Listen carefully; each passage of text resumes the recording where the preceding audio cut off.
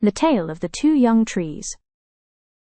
Once, on the edge of a quiet little village, there was a thick green forest. The forest was full of tall trees, chirping birds, and many wild animals. Among the trees were two young ones, slender and full of life, who had grown next to each other. They were like siblings, always talking, laughing, and sharing their thoughts. Now, this forest was home to many lions.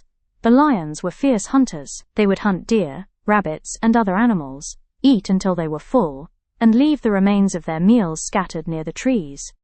Over time, these remains began to rot, and a terrible stench spread throughout the forest. One breezy afternoon, the two young trees began to complain. The first tree said, "I cannot bear this smell anymore. The air of the whole forest is polluted because of these lions.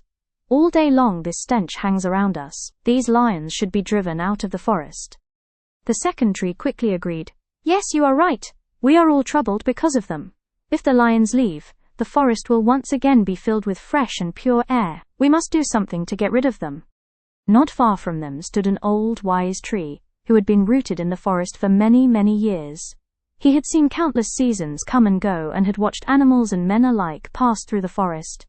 Hearing the young trees' complaints, he said gently but firmly, "Young ones, you are being foolish. You see only the discomfort, not the hidden protection. These lions may bring foul air, but they are the guardians of this forest. Because of their presence, no woodcutter dares to enter here. If the lions leave, we trees will have no protection. Men will come with their axes and saws, and then none of us will be safe. Sometimes, what seems like trouble is actually a shield in disguise."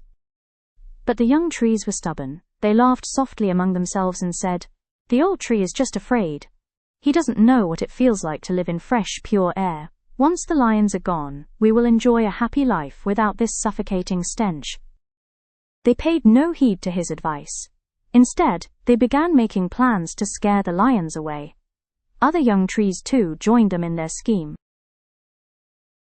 One evening, when the lions came to rest nearby, the trees swayed violently with the help of the wind. Their branches clattered, creaked, and groaned, making strange and frightening noises. The lions, startled by this unusual uproar, thought it was a sign of some great disaster about to strike the forest.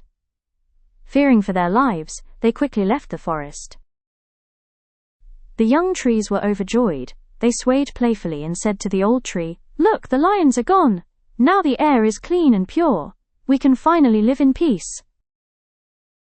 But the wise old tree shook his heavy branches sadly and whispered, "You do not understand what you have done. You have invited your own destruction. Without the lions, the forest is defenseless. Soon men will hear of this, and then the end of us all will come."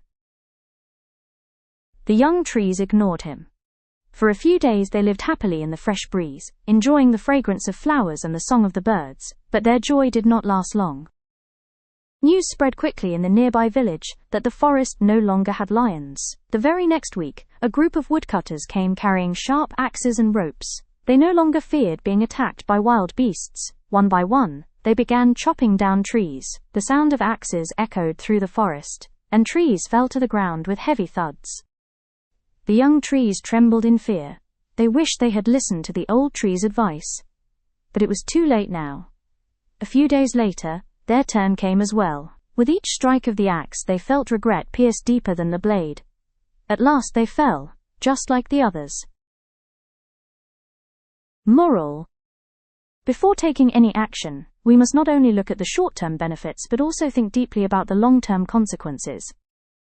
What seems unpleasant in the moment may actually be a hidden blessing. And above all, we should respect the wisdom and guidance of our elders, for their experience allows them to see dangers we cannot. If you like my story, please like, comment, and subscribe.